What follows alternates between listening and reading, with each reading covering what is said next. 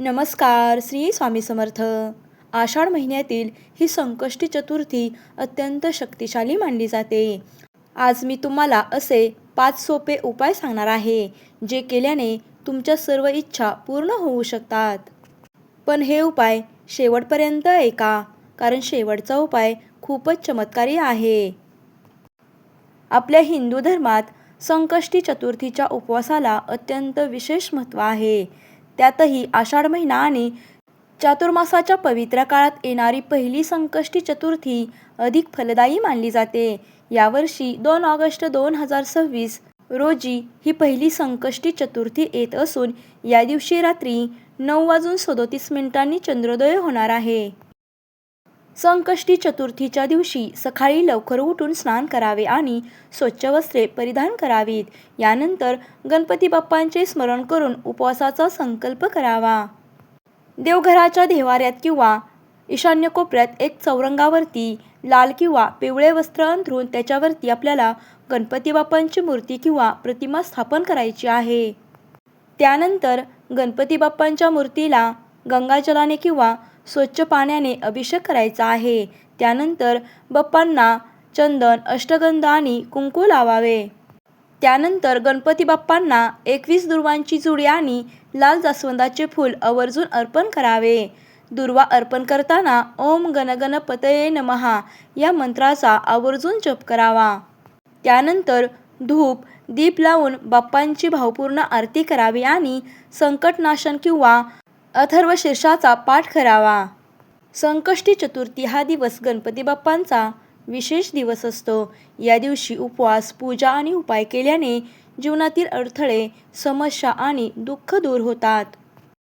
आषाढ महिन्यातील संकष्टी तर अधिक फलदायी मानली जाते. या दिवशी आपल्याला काही खास उपाय करायचे आहेत. पहिला उपाय म्हणजे आपल्याला दीपदान करायचा आहे. संध्याकाळी गणपतीसमोर तुपाचा दिवा लावा आणि दिवा लावताना ओम गणगणपतये नमः या मंत्राचा 21 वेळा जप करा. या उपायामुळे घरातील नकारात्मक ऊर्जा दूर होते आणि सुख समृद्धी येते. उपाय दुसरा, गणपती बाप्पांना मोदक किंवा गूळ खोबरे अर्पण करा. हा त्यांचा आवडता नैवेद्य आहे. नैवेद्य अर्पण केल्यामुळे आर्थिक समस्या दूर होतात आणि धनलाभ होतो.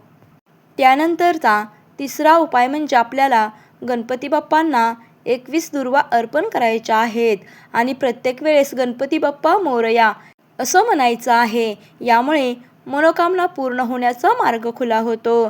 गणपती बाप्पांना दुर्वा ह्या अतिशय प्रिय आहेत. त्यामुळे या दिवशी दुर्वा आवर्जून अर्पण कराव्यात.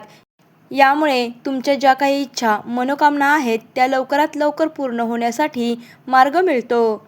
त्यानंतरचा उपाय आहे तो म्हणजे आपल्याला रात्री गणपती बाप्पांसमोर दिवा लावल्यानंतर ओम गणगणपतये नमः या मंत्राचा 108 वेळा जप करायचा आहे. म्हणजेच आपल्याला 1 माळ या दिवशी जप करायचा आहे. हा मंत्र खूप शक्तिशाली आहे. यामुळे अडथळे दूर होतात आणि यश मिळते. त्यानंतरचा उपाय म्हणजे चंद्राला अर्घ्य देणे आणि उपवास सोडणे. संकष्टी चतुर्थीचा उपवास हा चंद्रदर्शनाशिवाय आणि चंद्राला अर्घ्य दिल्याशिवाय पूर्ण होत नाही. त्यामुळे रात्री 9:37 चंद्रोदयानंतर चंद्राची पूजा करून अर्घ्य दिल्यानंतरच आपल्याला अन्न ग्रहण करायचं आहे. रात्री 9:37 चंद्रोदय झाल्यानंतर आपल्याला तांब्यामध्ये शुद्ध पाणी, कच्चे दूध, तांदूळ आणि लाल फुले घेऊन चंद्राला अर्घ्य द्यायचा आहे. चंद्राचे दर्शन घेतल्यानंतरच आपल्याला गणपती बाप्पांची आरती करून उपवास सोडायचा आहे. आपण सर्वजण संकष्टी चतुर्थीचे व्रत करत असतो, परंतु अनेकदा नकळत घडणाऱ्या काही चुकांमुळे पूजेचे पूर्ण फळ मिळत नाही. त्यामुळे या दिवशी खालील गोष्टींची काळजी नक्की घ्या. गणपती बाप्पांच्या पूजेमध्ये तुळशीच्या पानांचा वापर पूर्णपणे वर्ज्य मानला जातो. पौराणिक कथेनुसार तुळशीने बाप्पाला दिलेल्या शापामुळे बाप्पांच्या पूजेमध्ये तुळस वाहिली जात नाही. पूजेत केवळ दुर्वा आणि लाल फुलांचा समावेश केला जातो. त्यामुळे गणपती बाप्पांची पूजा करताना यामध्ये तुळशीचा वापर करू नका. त्याचप्रमाणे काही जण संकष्टी चतुर्थीचे व्रत करतात, परंतु चंद्रदर्शनाशिवाय आणि चंद्राला अर्घ्य दिल्याशिवाय हा उपवास पूर्ण मानला जात नाही. त्यामुळे रात्री 9:37 वाजता चंद्रोदयानंतर चंद्राची पूजा करूनच आपल्याला अन्न ग्रहण करायचं आहे. या दिवशी घरात किंवा घराबाहेर कोणाशीही वादविवाद करू नका. तसेच कांदा, लसूण, मांसाहार किंवा मद्यपान यासारख्या तामसी पदार्थांपासून पूर्णपणे दूर राहावे. उपवासाच्या काळात सात्विक आहार घ्यावा. पूजा करताना किंवा उपवासाच्या दिवशी काळ्या किंवा गडद निळ्या रंगाचे वस्त्र परिधान करू नका. पूजेच्या वेळी लाल किंवा पिवळा किंवा पांढरा यासारखे शुभ आणि प्रसंग रंग परिधान करावेत. गणपती बाप्पांच्या पूजेमध्ये तुटलेले तांदूळ वापरू नयेत. तांदूळ हे नेहमी अखंड असावेत. तसेच गणपती बाप्पांना केतकीचे फूल अर्पण करू नये.